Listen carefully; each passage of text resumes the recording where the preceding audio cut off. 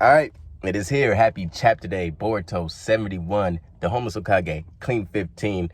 Am I forgetting it? Born 0, right? Okay, so let's get this on. First thing, we're going to break this down into characters. We're going to do this review by character, and I want to begin with Code. Now, I did get, tuned into some of the spoilers. I just seen Code getting clapped up by Daemon and all that, so I created this thumbnail telling y'all how he is cucked once again. But after reading this chapter, I actually like the development of Code here. Now, I know he did get packed up a bit, but I think this ends well for him. In terms of character development, a new set of goals centered around the similar pieces being the chakra fruit and Kawaki. However, what I really appreciated by the end of this chapter is Code did have one last limiter left on him, and that was Ada. With them now being split apart, Code is free to do what he wants. There is no limit for who he can and cannot go and attack. And I also think this opens the door for him to develop a relationship with Bug, because I think Bug also has some knowledge of the cyborgs, and that base that they're at, the Kara base, is one of Boruto's hideouts where they were doing research and development. So you would think he has some type of scientific knowledge, right? And not only just Bug, but maybe there are other cyborgs who Code could then go find, or start contacting other outers, developing a new crew that's his own crew. Because essentially once he freed both Daemon and Ada, that crew was never really his. It was all Ada's control. And that was one problem that I did have with Code. Like, we had that one chapter, I think it was back in the 50s, where Code finally goes off. He's entering that base for the first time. And then the very next chapter, he gets cucked by Daemon, Ada. Well, really Ada. And then now we get him cucked again in this chapter. But like, it's not as bad as I thought it would be. Like, I really feel like they are building up his character, and I like this. And this is for the first time in a while where I actually see some potential for him. And I think I'm rooting for Code now, bro. I had a list of names ready for him. It was gonna be Koda Hamaru, Cuck the Cybot, all of that. I was ready for, just to go in on Code, but I actually liked what they did with his character here. I know he took the L. There might be a lot of niggas talking that shit. I was gonna be one of them niggas talking that shit, but I'm fucking with him. Another thing that I noticed with Code, since he has this new unlimited form, we definitely got the confirmation of the white hair. However, the eyes, he has red eyes now, but it doesn't seem as if there was any new ability. He was still just doing the same Code shit. So I don't know, maybe it's just a new design. It's not necessarily a dojutsu as we've once thought. Now for Daemon. Daemon, bruh. Daemon, I'm fucking with Daemon heavy. I really like Daemon, and we now know the secret to his ability. What I realized about Daemon is he's probably the best taijutsu user we've ever witnessed, and he's more of a close range fighter, so he could touch you and then reflect attacks, and then he seems fast as shit because Code could not keep up with him to save his own life. However, I don't think Daemon could withstand a distance attack because he's not touching anything. So if you isolate Daemon and attack him from a distance, I think it might be bad news for Daemon. It seems like he's more of a shield for other people. But then again, you got to catch him. He's so fast that you actually have to be able to get him to stay in one place. And I think that's where you have someone like a Shikamaru get him with a shadow paralysis, hold him in one place, and then someone else attack him from a distance or seal him or something like that. At first, with Daemon, he does have a design in his eyes, and I was thinking maybe his eyes is like a high-level version of the Byakugan. He has like 360 vision and shit like that. Who knows? I thought it was something like that, but it just turns out it's his touch that actually gives him his ability. Another thing that was important that I seen with Daemon is it seems as if he's had an instance where he either sparred or fought with Jigen. More likely, it was a sparring match. And it seems as if he wasn't that impressed by Jigen, right? Because he's fighting with Code. And he's like, yeah, you're stronger than Jigen, but hey, you're still not shit. And that means Sasuke and Naruto, they ain't shit either. I'm ready to pack them up. So it's crazy. Like this, it's like a pendulum change of who the fucking big bad is and just that single instance. Because Daemon had this one quote where he's like, oh yeah, didn't you just say you felt like you could beat anybody? That's pretty funny. That's that type of shit I fuck with. And Daemon has such a high potential because he's still a kid. Who knows if he's younger than Boruto, Himawari's age? Who knows if he's an Otsutsuki alien and age just isn't a thing for him? But regardless, when the time skip comes, you got to assume that maybe Daemon ages. If he doesn't age, then he's probably an alien, right? I would also count in the fact that these cyborgs are older than this new generation of cyborgs that Amado has created, because Delta is unfamiliar with Ada And Code, when he meets Ada for the first time, he only knows stories about her. He doesn't necessarily know what the abilities are. He just, I heard she could see all things and all that. She has all knowledge. So it was more like a word of mouth type of situation with those two. So that means they predate what we have with this newer form of Kara. Maybe Boro had some information on them, or even Victor, since he's like a old man too, before he got packed up by Kashin Koji. And my final point on Daemon, there is a moment of conversation between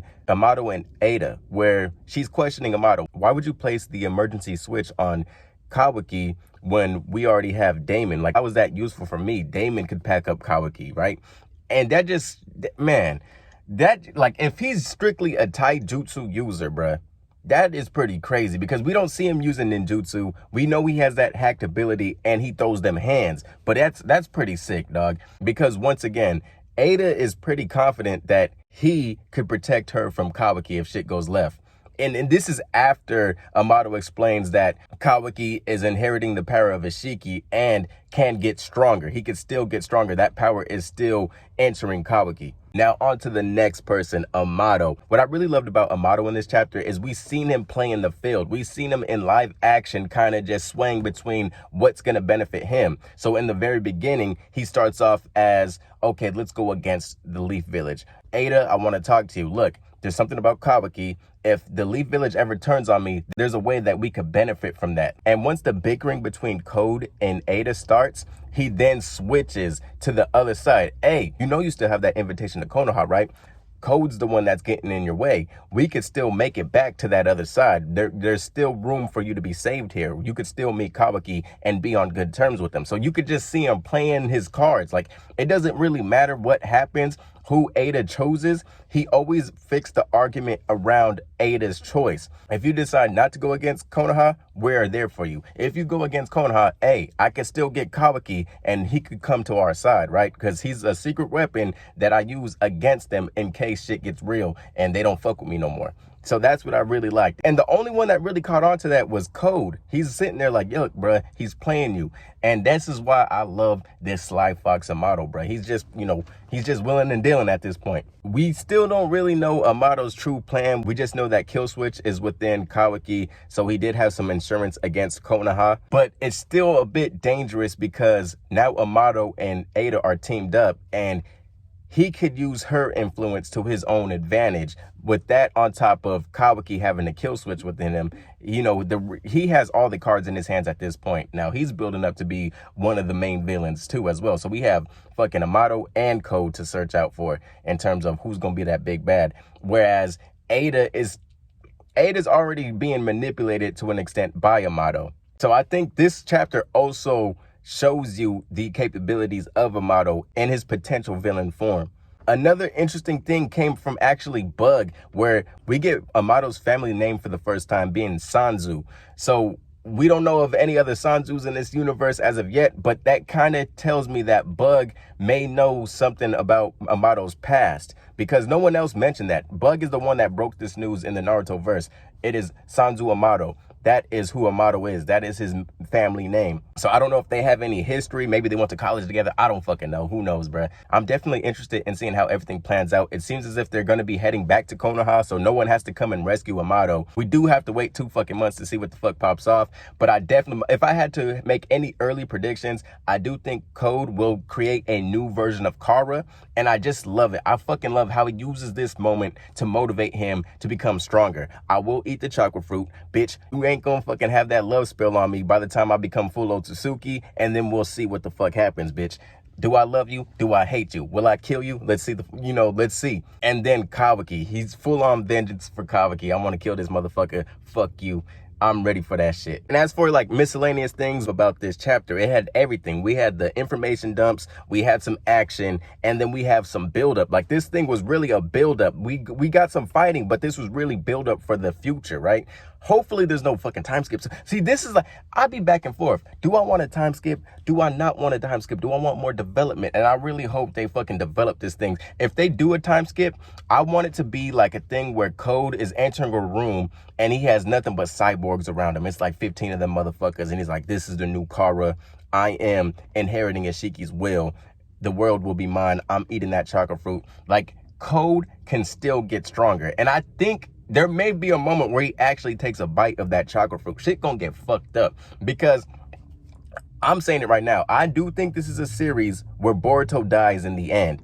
It will be for a good cause, of course, but I don't think Boruto lives to see post Boruto era, right? Another thing that I really appreciated was Shikamaru breaking down Ada's abilities in front of both Naruto and Sasuke, because the sooner Sasuke hears these things, I feel like he could find and meditate on a way to defeat that type of thing, and he'll get to meet her on good terms and firsthand. So once Amado comes and brings them to Konoha and they're all in love and shit, he'll probably find a way. He'll get to experience that in firsthand. Now, hopefully he ain't too pussy whipped and shit get fucked up from the jump. But that's all I got for this chapter. Really appreciate it. Really enjoyed it. I thought I was going to dislike what they did with Code a whole lot more, but I'm really fucking with it. I just think this adds to what he could be in the future. An extended version of Kara, more villains, and I'm here for it. Peace.